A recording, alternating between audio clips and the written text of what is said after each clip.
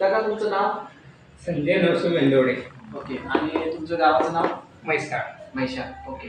तुम्हाला काय काय त्रास होत होता? मला किडनीचा त्रास होता. ओके. आणि त्यामुळे अजून काय बाकीचं काय होत होतं?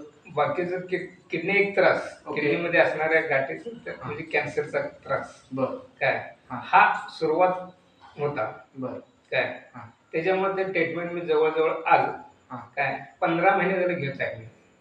सिद्धिविनायकमध्ये 15 महिने झाले आज घेत आहे. बर. पण ते ट्रीटमेंट आता सक्सेस होत आहे. बर. कमीत कमी एक 4 टेस्ट झालेले आहेत. बर. आता 5वी टेस्टला आता उद्या 20 तारखेला जाणार आहे. बर. काय बर. म्हणजे टेस्ट करून सरांनी काय ते सांगतो म्हणून सांगितलेलं आहे. बर. बर. काय बर. मग त्याच्यावरती आता फायनलच आहे. बर. जवळजवळ ती किडनी गाठ कंप्लीट सगळं कमी आल्या असं त्यांचा अंदाज आहे. ओके. ह्या मागच्या 4 टेस्टमुळे. ओके.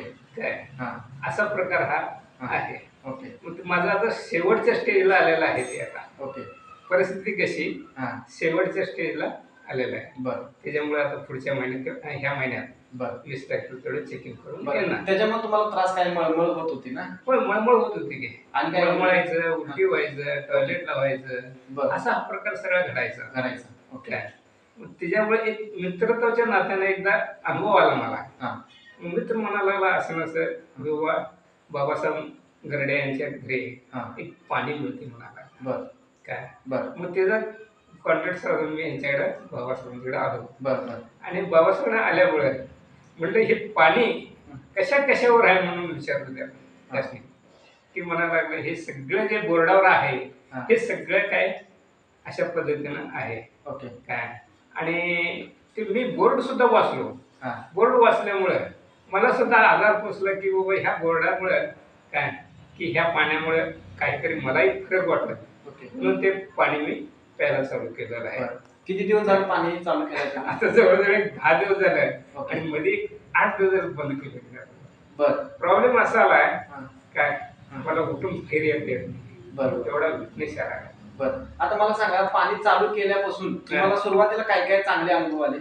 पाणी चालू केल्यापासून काय एक म्हणजे मळमळायचं म्हणा, काय जळजळायचं, उलटी हा प्रमाण कमी झालं. ते प्रमाण कमी आल्यामुळे काय तसंच पाणी मी चालू केलं त्याला. आणि पुढं एक ट्रीटमेंट घेतली ती डॉक्टरांच्याकडे, फॅमिली डॉक्टरांच्याकडे. मग त्याच्यामुळे ते जरा औषधामुळे नाकात खपली बनत होती. काय नाकात खपली बनत असताना काय मग ती पाणी पण चालू केलेलं होतं. मग ती ऑटोमॅटिक नाकातली खपली कसली झिजून गेली ती. पाणी होऊन गेलं ते. ओके. ओके. ओके.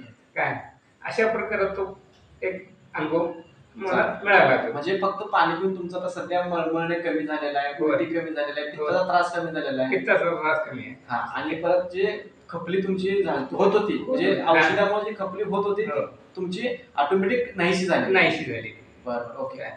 एवढा अनुभव आलेला आहे. काका तुम्ही कंटिन्यू करा पाणी. कंटिन्यू करतोय का तुम्हाला म्हणजे इथून पुढे पण जर कंटिन्यू पाणी जर तुम्ही केला तर तुम्हाला चांगले अनुभव येतील. तुमचा जो काय आजार आहे तो कमी होईल. तेवढ्यासाठी तर मी आता यांच्याकडे धाव घेतलेली आहे बाबासाहेबांच्याकडे.